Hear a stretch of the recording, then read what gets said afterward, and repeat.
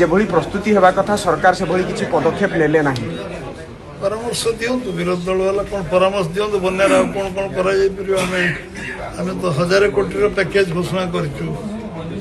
চাষী পূর্ব স্থিতিকে ফেরিয়া যাহা যাহা পদক্ষেপ সরকার তাকে কার্যকারী করবে, যাহা অর্থ খরচ হব ব্যবস্থা হব তাকে আম সরকার করা প্রতিশ্রুতিবদ্ধ এবং আম যেতে যেতে বর্তমান ক্ষয়ক্ষতি হয়েছে তার আকলন করা ব্যবস্থা হয়েছে।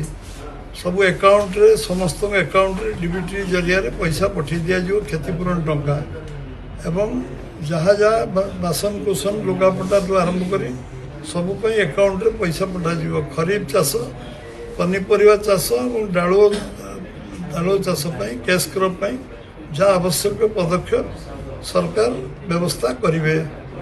ଆଉ ଗୋଖାଦ୍ୟ ଯେଦିନ ପର୍ଯ୍ୟନ୍ତ ବନ୍ୟା ପାଣି କମି ନାହିଁ, ପାଖାପାଖି ମାସେ ହେବ, 2 ଦିନ ପରେ ମାସେ ହେଇଯିବ, ଗୋଖାଦ୍ୟ 3 ରାଉଣ୍ଡ ଦେଇକି 4th ରାଉଣ୍ଡ ଗୋଖାଦ୍ୟ ଦେବା କାର୍ଯ୍ୟ ଚାଲିଛି।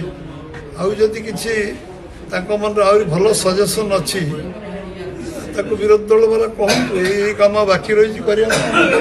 ସାର୍ ବିଜେଡି ନେତ୍ରୀ ସୁଜାତା ରାଉତ କହୁଛନ୍ତି ଯେ ନେତା ମାନେ କେବଳ ବାଟ ମାରଣା କରୁଛନ୍ତି ଅର୍ଥକୁ। ଏ ଗୋଟେ ବିଜେପି ନେତାଙ୍କ ପାଇଁ ଗୋଟେ ଉତ୍ସ ପାଲଟି ଯାଇଛି ରିଲିଫ, ଯୋଉ ଅର୍ଥ ରିଲିଫ।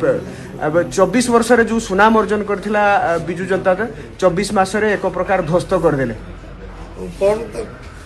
କଣ ତାଙ୍କ ପାଖରେ ସ୍ପେସିଫିକ ଦୁର୍ନୀତି ଅଭିଯୋଗ ଅଛି ସେ ସ୍ପଷ୍ଟ ଭାବରେ କୁହନ୍ତୁ।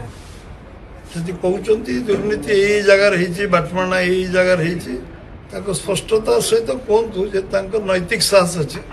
ସେ କୁହନ୍ତୁ ଏଇ ଜାଗାରେ ବାଟମାଣା ହେଲା ରିଲିଫ, ଏଇ ଜାଗାରେ ପଇସା ବାଟମାଣା ହେଲା ଏବଂ ଓଡ଼ିଶାର ସମ୍ମାନ ତଳେ ପଡ଼ିଗଲା।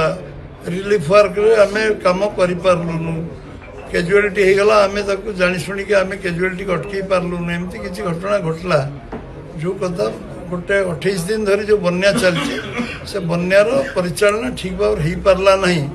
ସେ ବିଷୟରେ ସ୍ପେସିଫିକ୍ କହିବାକୁ ପଡ଼ିବ।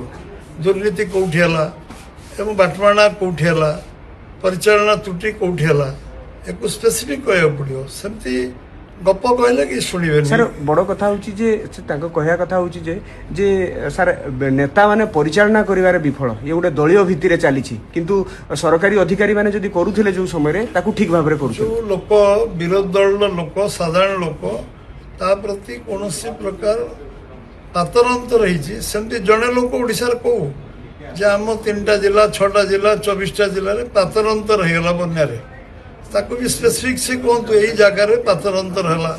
ବିଜୁ ଜନତା ଦଳର ଗୋରୁ